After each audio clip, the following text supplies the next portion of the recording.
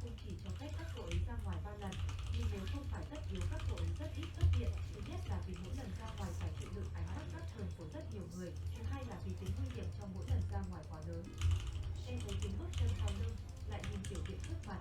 Sở Nhẹ Hiệp không hiểu vì sao lúc trước mình lại có quyết định như vậy, thực sự đưa người thanh niên xa lạ này về tiểu viện của chính mình.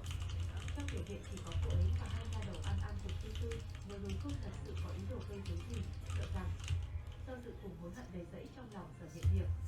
Sở cô nương, tôi không vào bên trong viện đâu, không phải ở đây còn có một chút đình ấy ư? Ta cứ ở trong chút đình ấy là được rồi.